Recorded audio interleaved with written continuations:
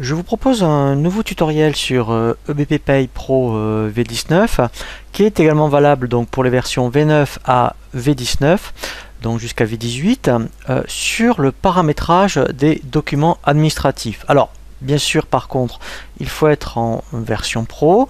Donc on a vu dans un tutoriel comment gérer le départ d'un salarié et générer toutes je dirais les documents qui sont liés à la sortie d'un salarié. Là nous allons voir comment intégrer tous vos documents, aussi bien des contrats de travail que des courriers types lorsque donc vous écrivez à vos salariés.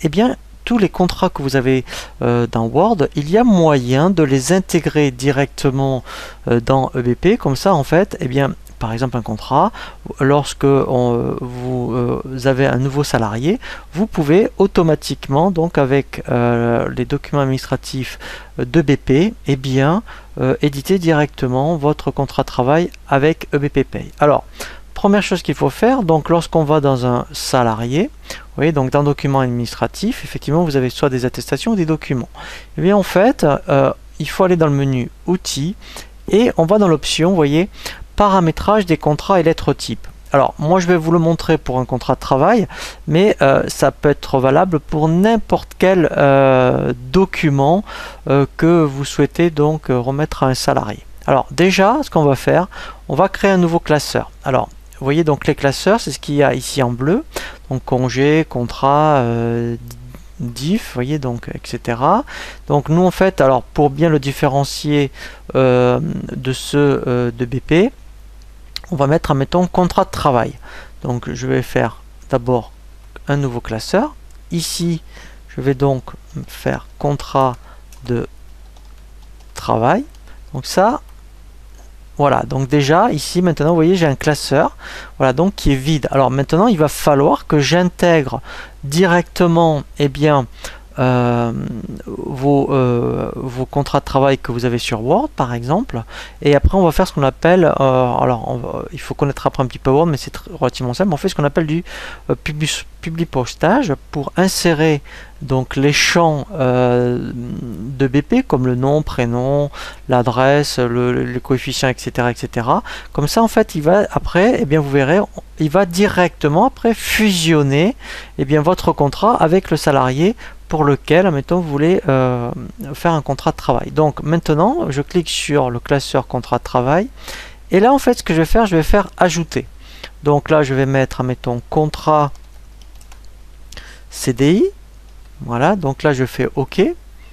Voilà, donc là, vous voyez, il m'a ouvert un document contrat CDI, alors qui est pour l'instant vide. Donc du coup, je vais faire modifier. Voilà, donc là il m'ouvre Word et il m'ouvre ce qu'on appelle un dictionnaire. Voilà, donc maintenant après bien sûr il faut faire ce qu'on appelle du copier-coller, c'est-à-dire que vous allez ouvrir votre document Word, donc votre contrat de travail, vous allez le sélectionner en entier. Donc pour le sélectionner en entier vous faites CTRL A pour le sélectionner et CTRL C pour copier. Vous venez ici et après vous faites CTRL V pour coller, et là vous allez voir apparaître votre contrat de travail. Donc moi je vais en intégrer un pour vous montrer. Alors je vais en intégrer juste une partie, c'est pour vous montrer après le principe pour fusionner, vous voyez tous les champs ici, directement après dans le document. Donc après, une fois que vous avez donc fait un copier-coller de votre contrat de travail directement ici, donc vous voyez dans le document Word, donc en fait après, donc là moi vous voyez je l'ai déjà fait, il suffit dans le dictionnaire que vous propose BP de faire glisser directement, vous voyez les champs, vous voyez, donc là mettons comme le titre, vous voyez c'est ce que j'ai fait. Donc là si je voulais le refaire, je prends ici titre et après je le fais glisser ici, voilà, et après en fait il apparaît là. Donc là, vous voyez, c'est le champ en accolade.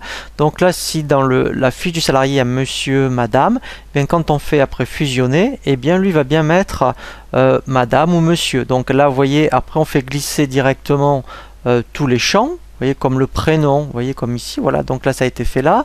Après, comme le nom, vous voyez. Donc là, mettons ici, voilà. Donc là où le nom de naissance, voilà, ici. Donc après, etc. Donc vous voyez après la date de naissance. Donc après, on va descendre, je dirais, dans le dictionnaire de données et après chercher le champ date de naissance et on le fait pour, vous voyez, tout, je dirais, les champs que vous voulez intégrer. Donc vous voyez, après, même par rapport à l'URSSAF, si vous voulez le numéro URSSAF directement, on peut le faire. Voilà, donc alors ça prend un peu de temps, puisqu'au début il va bien falloir trouver dans le dictionnaire de données tous les champs qui vous intéressent et que vous placiez bien au bon endroit. Mais il faut vous dire que vous le faites une fois et après ce contrat va vous servir. Ça sera le contrat que vous avez en interne.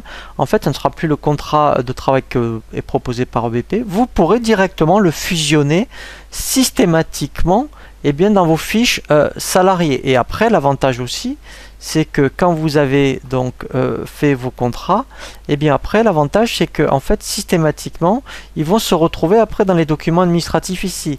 Donc après l'intérêt aussi c'est que tous les courriers qui vont vous servir par salarié, au lieu d'aller les chercher admettons dans votre armoire pour tous les documents administratifs, et bien vous retrouverez ici tous les documents qui vont concerner le salarié. Alors c'est vrai que c'est long la première fois, mais il faut vous dire que vous le faites une fois, vous voyez, mettons CDI non cadre, et après, si vous avez 10, 15, 20, mettons salariés non cadre, et bien en fait, vous le faites une fois pour 20 salariés.